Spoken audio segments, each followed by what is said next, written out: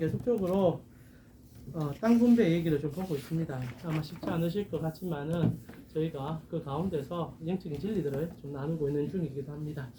저번 주도 저희가 레이기 말씀, 레이기하고 여호수아 말씀 보면서 분배 속에 일어나는 하나님의 형평성 있는 나누심 그리고 공평한 나누심에 대해서 들었고요. 오늘도 이제 나머지 지파들이 땅을 어떻게 분배하는지에 대한 얘기를 듣게 됩니다. 사실 재미없으시죠? 오늘 본문 읽는 것도 쉽지 않으셨을 것 같고 읽는데 저는 좀 놀랐습니다. 확실히 여러분은 글을 잘 읽으시는군요. 보통 이제 교회에서 이렇게 하면 다 틀리거든요. 읽기가 쉽지 않아가지고 회장님은 뭐 거의 또박또박 잘 읽으시고 여러분도 목소리 일부러 좀 죽이셨는지 잘 모르겠는데 틀리지 않고 읽으시는 거 볼 때 잘 읽으시는데 읽기도 쉽지 않은 저희와 생판 상관이 없어 보이는 지명들의 얘기입니다. 그러나 이 지명은 저희에겐 생소하고 사실 성경 보실 때 거의 이제 스킵하듯이 지나가는 부분이지만 하나님 편에서 너무너무 가슴 떨리는 일이었고 이 일 한마디 한마디가 이스라엘 백성들의 앞으로 진행될 모든 가치, 우리가 생각하는 하나님 나라의 모든 가치가 녹아있기 때문에 매우 중요하게 다룬 얘기가 아닌가 싶은 생각도 듭니다. 사랑하는 우리 캔고 선교지 여러분, 여러분의 생각에 하나님 나라 하면 어떤 생각이 듭니까? 보통 아마 죽어서 천국이라고 생각 많이 하실 것 같고 지금 이곳은 뭐 제 많은 이 세상 내 집 아니니 저 하늘나라 빨리 가서 이곳을 빨리 벗어나겠다 생각하는 분들도 있을는지 모르겠습니다. 특별히 교회들마다 하나님 나라 가치를 가르칠 때는 천국, 우리가 소위 말하는 죽어서 가는 그곳에 많은 포커스를 두고 우리가 살아가는 삶은 그냥 지나가는 나그네의 삶으로만 너무 많이 비춰주는 것도 사실입니다.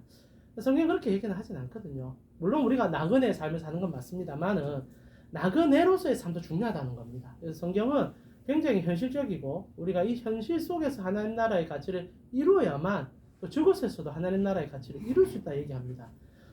이렇게 표현하면 좋을 것 같아요. 이곳에서 하나님을 맛보지 않은 분이 하나님 나라 가서 하나님 어떻게 맛보겠습니까? 실제로 하나님 잘 모르는 사람들이 저곳에서 하나님이 나를 알아보겠지. 성경도 그렇게 말 안 하더라고요. 수많은 사람들이 함께 있을 때 나는 너희를 모른다. 내가 주님을 위해서 이렇게 살았는데 왜 주님 나를 모릅니까? 너는 나와 함께 하지 않았다. 라고 말하는 것이 또 천국이라는 거죠. 그런 관점에서 이 땅에서 살아갈 때 우리는 하나님이 우리에게 원하시는 것이 무엇인지를 알아 살아가는 삶 자체도 구원받은 자로서 굉장히 중요하다는 것과 그리고 오늘 본문이 사실 땅 분배 속에 하나님이 진짜 뭘 사랑하시고 원하는지를 성도는 어떤 삶을 살아야 되는지를 가르쳐주는 본문이라고 좀 생각이 듭니다. 그래서 오늘 또 하나님 나라의 가치로 오늘 땅 분배 얘기 좀 들어가고 싶습니다. 그 전에 제가 여러분에게 이런 얘기 하나 드리고 싶습니다. 최근에 제가 저도 뭐 좋아하는 목사님들이 몇 분 계셔서 설교를 여러 번 설교 듣는데 그 중에 한 분이 이번에 또 설교를 하는 가운데 이런 예를 하나 들어주셨어요. 본인께서 IMF 때 이제 결혼을 하셨다는 겁니다. 97년도에 이제 결혼을 하시고 그때 이제 땅값이 막 곤두박질 칠 때였거든요. 한 몇 년 사이에. 그러는 가운데 이제 전셋집을 구하는데 생각보다 저렴한 가격에 전셋집을 서울에서 구하게 된 겁니다. 얼마라고 얘기하는데 뭐 그 금액은 얘기할 건 아닌 것 같고요. 그러면서 이제 딱 들어갔는데 때마침 이제 계약을 하려고 만나니까 여성분이 나이가 많으신 여성분이 나왔는데 이 권사님인 거예요. 그래서 자신도 이제 목사라는 게 알려졌고 서로 얘기하니까 너무너무 좋아하는 겁니다. 권사님이. 아이고야 무슨 은혜인지 모르겠는데 어떻게 우리 집에 목사님이 들어올 수 있냐. 그러면서 목사님 너무 행복하다. 목사님 통해서 우리가 너무너무 복받을 것 같다. 이렇게 좋은 얘기를 하는 거예요. 그러면서 이제 권사님과 얘기를 하다 보니까 이 권사님이 또 남편분이 장로님이시고 장로님인데 또 이제 고위공직자시고 그리고 재력도 제법 괜찮으신 분인 겁니다. 그러니까 목사님 입장에서는 권사님 만났겠다, 장로님 만났겠다, 너무 좋은 거죠. 들어갔습니다. 근데 이게 웬일입니까? 여러분 기억하실지 모르겠지만 우리나라는 생각보다 IMF를 빨리 극복했고 땅값은 생각보다 빨리 올랐습니다. 한번 곤두박질 쳤다가 또 생각보다 너무 빨리 오르는 바람에 이제 목사님이 들어갔던 집이 올라버린 거예요. 자 어떻게 해야 됩니까? 어떻게 됐을 것 같습니까? 목사님께서 울분해셔서 이제 벌써 한 20년 더 지난 얘기인데도 울분해셔서 얘기하는데 하루도 멀지 않고 권사님한테 전화 와갖고 2천만 원 올려달라고 한 달을 2달을 괴롭혀서 결국 올려드렸다고 얘기하더라고요. 그러면서 이제 어떻게 권사가 그럴 수 있는지 모르겠다. 그것도 이제 장로님이 그것도 고위공직자시고 부족함이 없는 분이 어떻게 그래 하는지 모르겠다. 들으면서 뭐 권사님 입장도 이해가 되고요. 목사님이고 울분도 이해가 되는 상황이었습니다. 근데 저에게 어떤 기억이 있냐면 저도 이제 목회자로 살다 보니까 이사를 참 많이 당했는데 제가 첫 신혼 때 지금 부산에 오셨으니까 이제 용호동을 아시리라 생각합니다. 용호동에 지금은 뭐 많이 변했지만 한 몇십 년 전에는 용호동이 참 안 좋았거든요. 그래서 이제 용호동에서 저희가 이제 첫 집은 아니고 둘째 집을 용호동에서 시작했었습니다. 가진 재산이 없다 보니까 여러 가지 눈치를 보다가 이제 조그만 맨션에 뭐 큰 평수는 아니지만 들어가게 됐어요. 그때 이제 자녀가 이제 둘이 있는 상황이었는데 이제 피덩이였죠. 근데 주인을 너무 잘 만났습니다. 그러니까 그 당시 때 시세보다 저희가 월세를 내야 되는 상황인데 한 2, 30만 원 깎아주셨어요. 굉장히 큰 금액이었죠. 그리고 이제 전세금도 그리 안 높았고. 주인이 보니까 이제 집을 자기가 살려고 산 건 아니고 어떻게 경매로 받은 집이라서 싸게 얻었다 얘기하더라고요. 그러니까 내가 싸게 얻었으니까 당신에게도 싸게 줍니다라는 말을 하더라고요. 놀랐습니다. 목사든 뭐든 상관없이 신앙인인지 잘 모르겠습니다. 얘기하셔서 저희는 너무 고마워서 이렇게 월급 이제 월세를 냈죠. 그러다가 이제 제가 또 사역지를 옮기는 과정 속에서 이사를 하게 됐어요. 그러니까 이제 그분이 너무 아쉬워하면서 아이고 그래 잘 살았냐, 젊은 신혼부부가 행복했냐, 저희 너무 고마웠었습니다. 그래 이사하는데 이거 좀 보태라면서 이사금을 주는 겁니다. 이런 분 내 처음 봤어요. 나이도 지각하신데 그렇게 뭐 부자도 아니신 것 같은데 너무 여유로우시고 좋으시더라고요. 그러면서 제가 느꼈어요. 그 설교를 들으면서 설교를 준비하면서 만약 하나님이, 물론 그분이 믿는지 안 믿는지 모르겠는데 제가 만났던 그 주인이 하나님 평가를 보실 때 그 장로가 진짜 신자 같을까, 아니면 이름도 모르고 신앙이 있는지도 모르겠지만 그분이 정말 신자같이 산 사입니까? 우리는 물론 당연히 장로님이 구원받다 생각하겠지요. 그런데 말입니다. 이게 참 안타까운데 성경을 바라보면 하나님께서 믿음의 자녀들은 믿음의 향기가 나게 돼 있다고 얘기하고, 그래서 예수님께서는 열매라고 표현했었습니다. 그래서 천국 들어갈 자들은 그 열매로 너희를 판단하겠다라는 무시무시한 말을 했단 말입니다. 근데 오늘날 많은 그리스도인들이 삶에서 열매를 보여주지 못한다는 생각이 들어요. 실제로 오늘 여러분과 보고 있는 이 땅 분배 문제도 하나님께서 요구하는 열매가 드러납니다.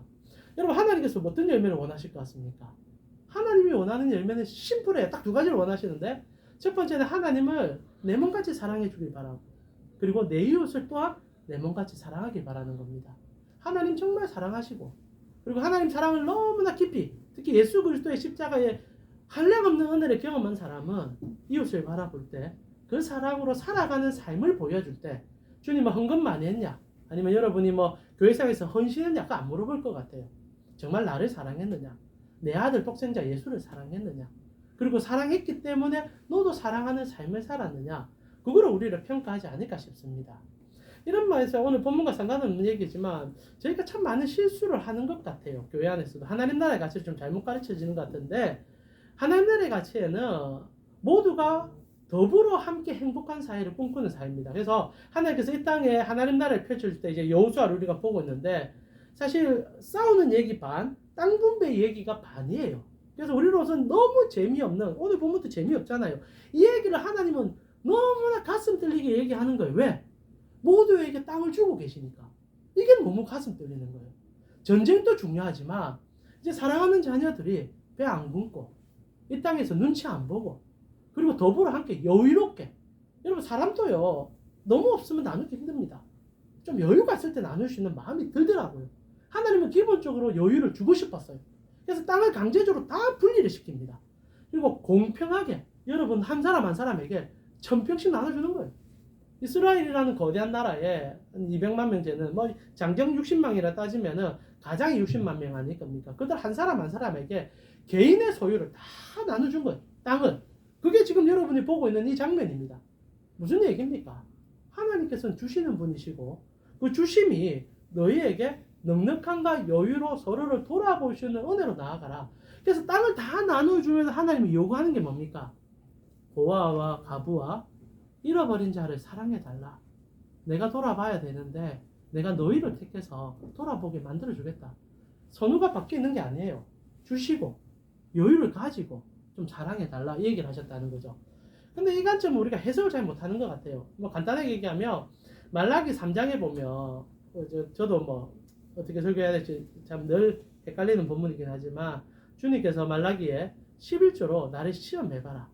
그러면 내가 너에게 복을 주는지 아는지를 알게 될 것이다 라는 얘기가 있습니다. 혹시 아십니까? 잘 모르시는 것 같은데 제가 한번 읽어드리겠습니다. 말라기 3장에 이런 얘기 하나 나옵니다. 재밌는 본문이에요. 3장기 8절에 보니까 사람이 어찌 하나님의 것을 도둑질하겠느냐. 그러나 너희는 나의 것을 도둑질하고도 말하기를 우리가 어떻게 주의 것을 도둑질하였나이까 하는도다. 이는 곧 11조와 봉헌물이라. 너희 곧 온 나라가 나의 것을 도둑질하였으므로 너희가 저주를 받았으니라. 자, 만군의 여호와가 이르노라. 너희의 온전한 11조를 창고에 들여 나의 집에 양식이 있게 하고 그것으로 나를 시험하여 내가 하늘 문을 열고 너희에게 복을 쌓일 곳이 없도록 붙지 아니하느냐 보라 라고 얘기합니다. 그래서 많은 설교자들이 11조 온전하게 하며 하나님께서 복 준다.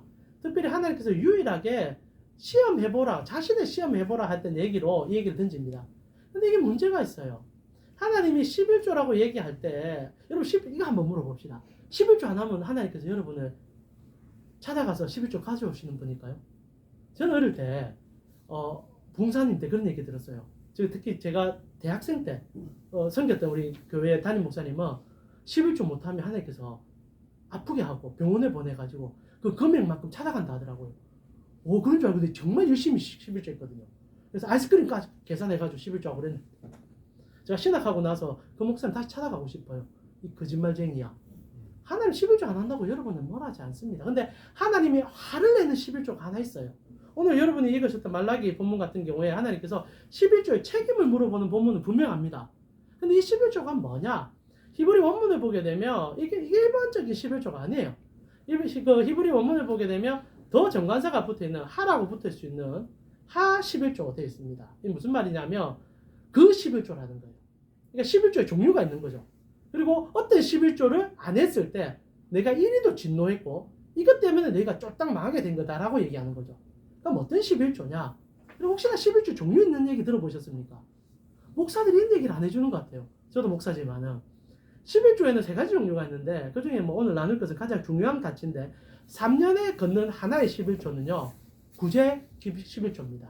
신명기 보면요 신명기 제가 한번 읽어드릴게요. 14장 28절에 이런 기준이 있습니다. 매년 3년 끝에 그의 소산의 10분의 1을 다 내어 내 성읍을 저축하고 너희 중에 분깃이나 기업이 없는 레위인과 내 성중에 거류하는 객과 및 고아와 가부들이 와서 먹고 배부르게 하라. 그리하면 내 하나님 여호와께서 내 손으로 하는 범사에 내게 복을 주겠다 얘기합니다. 11조 하나님께서 거두실 때 사실 이게 구제 용도죠. 기본적으로 구제 용도입니다. 11조로 그 재산이 없는 레인들을 먹이고 그리고 성전에 복구하는 데 쓰는데 하나님께서 3년차 될 때는 11조 용도를 바꾸셨어요. 이 땅에 있는 고아와 가부에게 도와주는 용도로 전적으로 거둬라. 그리고 하나님은 하나님께 그 11조를 바쳐라 얘기한 거죠. 말라기에 얘기하는 11조는 그 11조입니다. 다른 말로 표현하면요. 너희가 내 앞에서 구제를 하지 않았다. 너희가 나를 사랑한다 말하면서 입습 닦았다. 제가 처음 설교할 때 그 장로님 권사님 저는 모르는 분이니까 쉽게 얘기할 수 있는 것 같아요. 쉽게 얘기해서는 안 되는 얘기지만 그렇게 살지 말라는 거죠. 정말 힘든 사람이 있는데 어떻게 크리스찬들이 그 힘든 데다가 소금을 덧뿌리냐. 같이 오른다고 같이 받아낸다는 게 말이 되냐. 그때 하나님께서 진노하신다는 거예요. 여러분 하나님이 진노하는 게 헌신 안 했다. 성교 안 했다. 헌금 안 했다. 안 하세요. 없는데 어찌합니까? 힘든데 어찌합니까? 그 일일이 계속해서 받아내는 하나님, 저는 제가 믿는 하나님은 아니라고 믿어요. 하나님 근데 언제 진노하느냐? 가부를 멸시할 때, 고아를 무시할 때, 이웃을 모른 채 할 때. 오늘 본문이 그 얘기를 합니다. 땅 분배를 해요. 하나님께서는 이 땅을 통하여 여러분이 이스라엘 백성들이 살아갈 가치를 제공해 주고 있다는 겁니다. 근데 재밌는 게 오늘 본문에 나오죠. 한 지파가 등장을 합니다. 어떤 지파냐면 시몬 지파라는 지파가 등장을 해요. 19장 1절을 보니까 둘째로 시몬 지파의 자손의 지파를 위하여 그들의 가족들을 제비를 뽑았으니 그들의 기업은 유다 자손 기업 중에 있더라 라고 얘기합니다. 자, 이스라엘 가운데 인구수가 가장 적은 지파들이 있는데 그 지파가 레위 지파와 시몬 지파입니다. 근데 이게 이유가 있었어요. 왜 이유가 있냐면 이 시몬 지파와 레위 지파가 야곱이라는 이제 소위 말하는 지파의 첫 선조죠. 야곱이라는 아버지가 12자녀를 놓음으로 12지파 생기는데 이 야곱이 있을 때 이 시몬과 레위 지파가 아버지에게 큰 실수를 합니다. 이게 아버지에게 큰 실수한 게 아니고 하나님께 큰 실수를 하게 되거든요. 한 번은 이제 이들이 이제 가나안 땅에 이제 머물고 있는 동안에 자기의 동생이 하나 있었습니다. 이 레이와 시몬은 같은 형제였는데 베달은 이제 어머니 사이에서 자기 동생이 이제 딘나라 부는 동생이 돌로 갔다가 강간을 당하게 돼요. 그래서 이 두 오빠가 너무 화가 나가지고 복수하겠다고 등장을 합니다. 여기까지는 이해가 돼요. 복수하는 것은 옳냐 그르냐는 문제를 떠나서 인간 감정상 내 사랑하는 여동생이 그런 몹쓸 짓을 당했는데 가만히 있을 사람이 어디 있겠습니까? 그런데 이 레이와 시몬이 거기서 더 나가 버립니다. 어떤 일을 하느냐? 찾아가서 그 지파를 진멸시킵니다. 남자들에게 할례를 받아라. 이제 내 동생 줄 테니까 우리 같이 언약하자. 근데 우리 지파는 우리 이제 가족들은 너희가 잘 모르는 하나님을 섬기는데 하나님 언제나 할례를 원한다. 그래서 포경수술해라 얘기하거든요. 그러니까 이제 이 사람들 생각할 때 너무 좋은 거죠. 이제 그들과 융합되면 이 야곱이 가지고 있는 모든 재산이 자기들로 흘러갈 거라는 말 그대로 자본적인 계산을 했고 이들도 자본적인 계산 속에서 융합을 이루려고 합니다. 근데 이제 할례를 하고 난 다음에 3일째 되는 날 이 레이와 시몬이 나머지 형제들을 다 끌고 와서 남자들 다 죽여버립니다. 고도 못한 남자를 다 죽이고 여자들은 자녀들은 전부 종으로 다 팔아버립니다. 한몫 단단히 챙기는 일이 생겨요. 이건 단순히 복수가 아니었습니다. 오로지 욕심과 탐심에 동생을 이용한 결과밖에 없었던 거죠. 그리고 성경이 하나님이 진노하십니다. 너희는 영원히 회복되지 못할 것이다. 너희의 집안은 소멸될 것이고 거리에 유랑하는 거지 같은 신세가 될 것이다. 이게 야곱의 입에 통해서 나온 하나님의 징계였습니다. 근데 이제 땅 차지하는 과정 속에 회복이 되거든요. 레이 지파는 그렇게 욕을 들어먹었는데 제사장 지파가 되죠. 흩어지는 지파는 맞습니다. 하나님 말씀 언제나 준엄해요. 그러나 그 준엄함이 저주가 아닌 복이 되는 것이 더 중요합니다. 저주받았는데 그들이 하나님 앞에 순수함을 신실함을 회복했을 때 이제 제사장 지파가 돼서 이스라엘 전체에 흩어졌죠. 그러나 시몬 지파도 동일한 환경 속에 흩어짐을 면치 못했고 그리고 그들은 소수 지파가 되어버렸습니다. 힘이 없는 거예요. 그래서 이스라엘 12지파가 전쟁을 하는데 땅을 차지하는데 소수다 보니까 힘을 못 쓴 거예요. 그러니까 권리 주장하기가 참 애매해진 겁니다. 아무리 하나님이 공평하다 하지만 나머지 11지파 눈치가 보이잖아요. 아무리 자기가 했던 게 있는데 그런데 재밌는 게 뭐냐? 유다지파가 거기에 손을 걷고 나온 거예요. 아시다시피 유다지파 같은 경우에는 거장 갈렙이 있었습니다. 그리고 그들은 하나님이 주신다는 땅보다 더 많은 땅을 차지하게 되거든요. 갈렙 때문에. 이제 이스라엘 백성들 전체가 아이고 힘들어서 못 차지하겠다. 헤브론 같은 지역. 그때 갈렙이 나와가지고 아니다 하나님이 우리와 함께 하는데 저 땅 우리가 차지해줬다. 여호수아가 가봐라. 차지하면 줄게. 그러는 바람에 이 유다 지파는 본인들이 받아야 될 목보다 더 많이 받게 된 거예요. 땅을 더 많이 차지하게 된 거죠. 그럼 어떻게 합니까? 오늘날 많은 우리 크리스찬들은 그렇게 되면 하나님이 복 주셨기 때문에 얼마나 기뻐하면서 자랑하겠습니까? 근데 유다 지파는 어떻게 하느냐? 이 땅에 넘쳐나는 부분을 시몬 지파에게 줘버려요. 눈치 보지 못하게. 그리고 너무 힘들어하면서 말 못하니까 등 두들겨주면서 우리 많다. 괜찮다. 들어온다. 너에게 다 줄게. 그게 9절입니다. 여러분 함께 그 본문의 9절 아닙니까? 제가 읽어드릴게요. 시몬 자손의 이 기업은 유다 자손의 기업 중에서 최하였으니 이는 유다 자손의 분깃이 자기들에게 너무 많으므로 시몬 자손이 자기 기업을 그들의 기업 중에서 받았다. 나누는 일이 생긴 거예요. 여러분 사람이요. 있다고 나누는다고 생각하면 그거 정말 사람을 착각하는 겁니다. 언제나 가진 사람은 더 갖고 싶어 합니다. 제가 설교 전에 얘기했지만 장로님이라 불리고 고위공직자신데도 목사를 향해서 전세금 조금 올랐다고 그 목사님이 하고 싶은 얘기는 이거였어요. 설교 중에 들어보니까 보통 계약이 2년 아닙니까? 그럼 2년 사이에 오르면 안 된다는 거죠. 근데 그 계약이 끝나기 전에도 한 달이 멀다고 전해서 돈 받아가는 장로님이란 이 얘기를 하고 싶었던 것 같아요. 이게 우리의 미담 아닌가 싶습니다. 실제로 그런 집합 하나 나와요. 오늘 이제 사실 19장의 마지막에 보면 우리가 본문 안 읽었는데 47절, 45절부터 보면 한 지파가 등장하는데 단이라는 지파가 등장을 합니다. 나중에 이 지파는 사라지거든요. 나중에 이제 요한계시록에 나오면 하나님을 대적하는 지파로도 명칭이 찍혀 있어요. 이 단이라는 지파가 등장하는데 근데 이 얘기는 조금 무식의 얘기인데요. 혹자들은 이 단 지파가 이스라엘에서 소멸된 이유가 멀리 흩어지면서 우리 조선까지 왔다고 얘기를 해요. 그래서 당군의 시조라 이런 얘기하는 혹시나 얘기 들어보신 적 있습니까? 말도 안 되는 거짓말이고 그런 얘기 아닙니다. 근데 중요한 건 단지파가 소멸되게 돼요. 나중에. 그리고 하나님을 대적하는 지파로 꼽히게 되는데 이때 그 시발이 시작됩니다. 어떤 짓을 했느냐? 제가 한번 읽어드릴게요. 오늘 19장까지 다 나누는 거거든요. 19장 47절에 보니까 그런데 단자손의 경계는 더욱 확장되었으니 땅이 늘어난 거예요. 분배 중에. 왜 그러냐? 이는 단자손이 올라가서 레셈과 싸워 그것을 점령하고 칼날로 치고 그것을 차지하여 거기 거주하였음이라. 그들의 조상 단의 이름을 따서 레셈을 단이라 하였더라. 그리고 여호수아는 이렇게 하고서 끝나거든요. 근데 사사기 넘어가면 이게 어떻게 됐는지 사사기 후반에 다시 다뤄줍니다. 진짜 악랄한 짓을 해요. 땅을 하나님 줬습니다. 마음에 안 드는 거예요. 이스라엘이 다 같이 가졌어요. 여러분 사람이 비교하면 제일 무서운 게 뭐냐? 기쁨이 없어져요. 여러분이 만약에 만평을 가졌다. 제가 만평을 가지고 목회를 합니다. 그런 일이 없겠군요.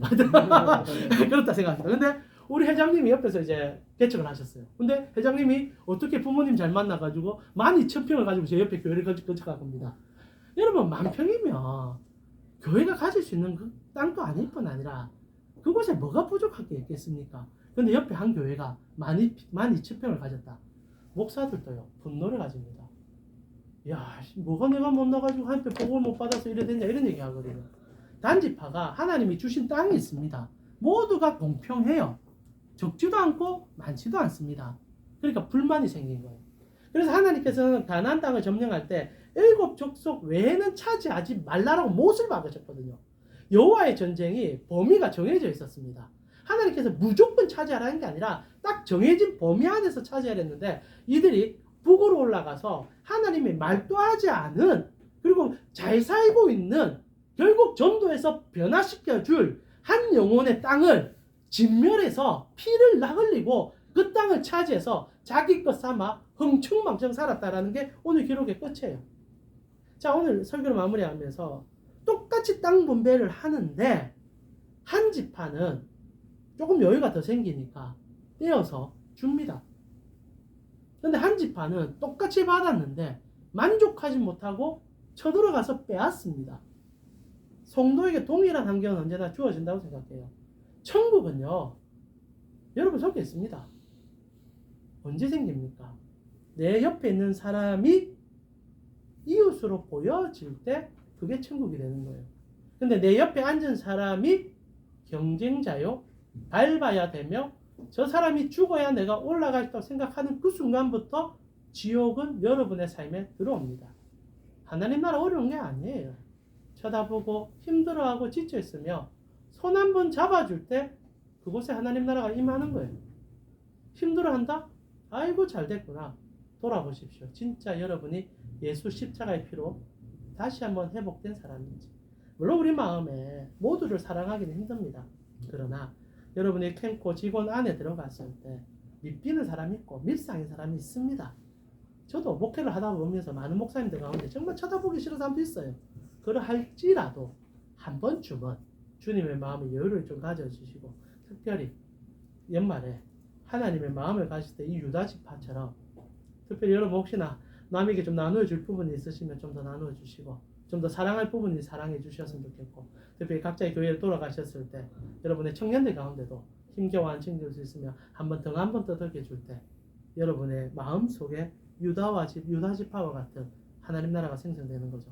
저는 이런 유다 지파이기에 그의 자녀로서 다윗이 태어났고 그의 자녀로서 예수 그리스도가 왔다고 생각합니다. 떼어줄 수 있는 것, 나눌 수 있는 것, 그리고 사랑할 수 있는 것. 그럴 때 하나님이 여러분을 나의 자녀라 부르는, 물론 그래 하지 않아야도 자녀라 불러주시겠지만 그때 진짜 자녀라 부르는 그 은혜가 있지 않겠습니까? 이제 우리 같이 한번 기도하면서요, 이 연말에 하나님 나라 여러분 속에 담았으면 좋겠어요. 기도 10시간 한다고 하나님 나라 오지 않습니다. 옆에 이웃 손 한번 붙잡고 내가 예수님의 사랑으로 당신 사랑한다 할 때 10,000마디의 기도보다 더 힘 있는 기도가 그때 시작됩니다. 그 은혜가 여러분 속에 있었으면 좋겠고 그 능력이 여러분 속에 있었으면 좋겠습니다. 이 시간 연말에 여러분 직원들 한번 돌아보시면서 기도했으면 좋겠어요. 하나님 누구누구에게 하나님께서 위로하여 주시고 누구누구에게 하나님께서 보듬어 주시고 하나님 사랑해 달라고 그리고 여러분에게 또 필요한 것들이 있다면 하나님 마음껏 또 기도하셨으면 좋겠고 이제 우리 짧지만은 캠코에 여러분의 직장이 하나님 나라가 되길 원하는 그 사랑의 공동체를 꿈꾸면서 기도하셨으면 좋겠어요. 이 시간 우리 같이 한번 여러분의 직원과 직장을 위해서 한번 기도하고요. 제가 마무리하도록 하겠습니다. 같이 한번 기도드리겠습니다. 하나님 감사합니다. 오늘도 우리 사랑하는 캔고 성교의 지체들과 함께 하나님 나라의 가치를 다시 한번 생각해보며 주님께 나아갑니다. 주여 우리 사랑하는 지체들이 많이 피곤하고 지쳐있을 때지만은 주님께서 주시는 은혜 속에서 하나님 나라를 더 보게 하여 주시고 주님으로 더 가슴을 띄고 주님으로 더 사랑하고 예수 그리스도의 십자가의 능력이 삶에서 녹아 들어갈 수 있는 우리의 삶이 되어지길 원합니다. 오늘 땅 분배 속에 유다 지파가 여유를 가지고 시몬 지파를 거둬주었습니다. 하나님 우리 그리스도인들에게 이런 여유가 사라진 지가 참 오래된 것 같습니다. 하나 살아가기 힘들다 맞습니다. 그러나 하나님 그러할지라도 우리는 십자가 연애를 아는 자들이고 넉넉히 주는 하나님을 깨달은 자들이 아닙니까? 하나님 우리 캔고 성교의 지체들이 각자의 직장으로 들어가 그리고 자기의 사무실에 돌아갔을 때 한 번 더 웃을 수 있는 한 번 더 여유를 낼 수 있는 그래서 하나님 나라가 우리 속에 보여질 수 있는 우리 직원들 될 수 있는 인도하여 주옵소서. 하나님 감사합니다. 이 연말에 매선 주의가 오늘 찾아왔는데 우리의 직원들 가운데 마음이 정말 매섭게도 추운 지체가 있다며 오늘 내 마음에 생각나게 하여 주시고 우리 마음에 생각나게 하여 주시고 돌아가는 시간에 따뜻한 커피 한 잔이라도 그 직원에게 나눠줄 수 있는 그 커피 한 잔에 아마 하나님 나라의 엑기스가 들어있을 거란 생각이 듭니다. 그런 마음의 여유가 있게 하여서 마음의 여유가 생겨서가 아니라 내가 아는 하나님이 나에게 여유이시기에 하나님이 나의 구원이시기에 나의 직원과 그리고 직장 속에서 하나님으로 웃을 수 있는 우리 캔고 성교의 지체들이 될 수 있도록 그 웃음 속에서 하나님을 보여줄 수 있는 이들이 되어주시도록 붙잡아 주시옵소서. 지금은 우리 주 예수 그리스도의 은혜와 하나님 우리 아버지의 무한하신 사랑과 성령님의 감화 감동 교통케 하심이 예수 그리스도의 십자가의 사랑을 가슴에 품고 그 사랑을 표현하며 살아가기 원하는 캔고 성교의 지체들 머리 위에 지금부터 영원토록 함께 있을 지어다. 아멘. 한 주간 말씀 속에서 승리하신 여러분들께 기도합니다.